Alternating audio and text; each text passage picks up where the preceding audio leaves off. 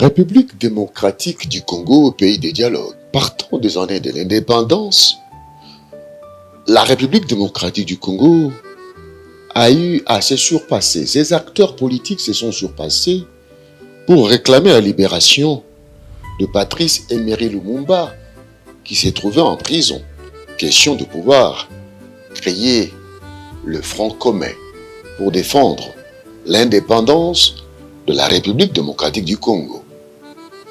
Mais 32 ans après, le maréchal Mobutu est arrivé sans pour autant accepter la logique du dialogue. C'était le monopartisme, le imper-parti-État. Olinga, Olingate, Ozana imper. Mais il a été rattrapé avec le vent de la perestroïka qui réclamait la tenue des conférences nationales souveraines. On se rappellera de ces années avec le vent des conférences nationales sur le continent africain. Mais ces vents du dialogue, pour les Zaïre à l'époque, nous rappellent l'effervescence, l'espoir que ces assises avaient créé autour de la vie de la nation. Mais la suite, c'était quoi? Les recommandations de la conférence nationale souveraine étaient restées lettres mortes. Le Premier ministre, provenant de l'opposition, n'a pas fait long feu, suscitant même les marches des étudiants, les marches des partis politiques de l'opposition pour aller replacer le Premier ministre élu de la conférence nationale souveraine à la primature, qui s'arrêta sur le rond-point Mandela. L'histoire se répète. Dans les années 2016 à 2018, au crépuscule du pouvoir de Joseph Kabila, Kabangé, il y a eu la tenue du dialogue, réclamée par l'opposition. Et à la fin, on a assisté à quoi? À la nomination d'un Premier ministre provenant de l'opposition. Aujourd'hui, avec le régime du président Félix Antoine Tshisekedi Tshilombo, nous avons vu l'opposition faire une forte pression pour la tenue du dialogue. Et l'opinion se pose des questions qui méritent des réponses idoines. Pourquoi l'opposition réclame la tenue du dialogue? Et l'opinion se pose des questions. Pourquoi cette réclamation du dialogue? Pour ne pas bypasser l'histoire, reculons un tout petit peu. Les dialogues, oui, les dialogues. Mais on se rappellera qu'en 2000, dans les années 2000, 2001, 2002, 2003, il s'est tenu des dialogues intercongolais, des Sun City. Et encore, il y a eu des frustrés. Le 1+4 a vu l'un des acteurs majeurs de l'opposition être mis à l'écart. On se rappellera de cette histoire, de la non-participation dans la formule 1+4 de Etienne Tshisekedi Lumumba.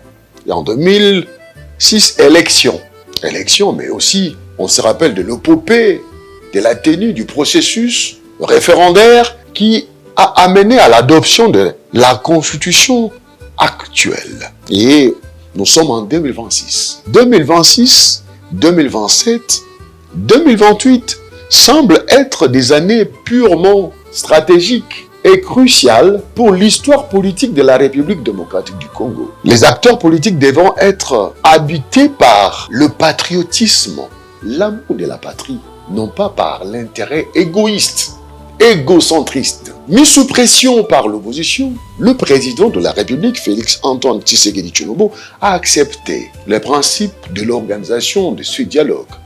Et il a mis au centre de ces assises qui devront être convoquées, l'Église catholique et l'Église protestante. Bon, où est passée l'Église des réveils? Peut-être qu'elle rejoindra le train pendant les assises comme société civile. Mais déjà, l'opinion retiendra que l'Église catholique et l'Église protestante, après avoir conféré avec le chef de l'État, est sortie avec le mot dialogue. Pas de polémique. Parce que l'on sait que les églises se trouvent partie prenante de la société civile, eh bien, leurs membres devront participer à ces assises d'une manière ou d'une autre. Même s'ils ne seront pas au perchoir pour diriger, ils vont prendre la parole pour défendre leur position. En acceptant le principe de la tenue du dialogue, pour ceux qui réfléchissent, le président de la République a démontré sa volonté de maintenir la paix sociale sur l'ensemble du pays. Mais les dialogues, ce dialogue devra se tenir sous quel format?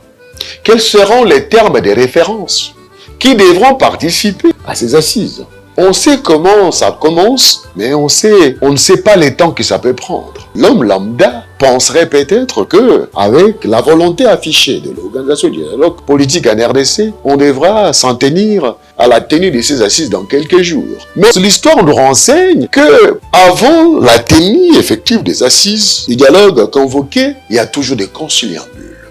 Et ça prend du temps. Est-ce que nous allons aller jusqu'en 2028 pour voir la tenue du dialogue en attendant les péripéties, les ententes politiques? Parce que déjà, pour ceux qui ne sont pas d'accord avec la position prise par les chefs de l'État, même si au départ, ils réclamaient les dialogues, ceux de l'opposition, membres de ce 24, ont réagi différemment par rapport à cet appel. Cet appel qui a engendré les reports de la marche qui était prévue le 22 juillet 2026. La démarche du président de la République a démobilisé l'opposition. Mais l'offre présentée par le président de la République ne pouvait pas être jetée en pâture par l'opposition politique. D'où ce qui semble être dans l'équipe des directions de ce 24 ont pris la résolution de reporter la marche en attendant de voir la bonne volonté du chef de l'État. Eh bien, le match a commencé. On risque d'assister à un match de ping-pong politique en termes de conciliabule. Ah oui, en politique. Eh oui,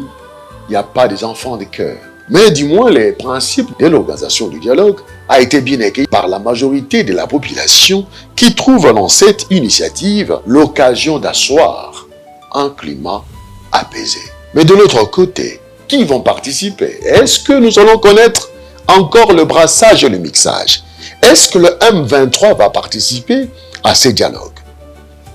Prochaine marque. Parce que les termes de référence, les participants ne sont pas encore connus. Et si le M23 avec l'AFC de Nanga participait à ces dialogues, est-ce que, une fois de plus, nous allons assister encore au mixage, au brassage? C'est que le chef de l'État avait jugé comme lune rouge. La question reste posée.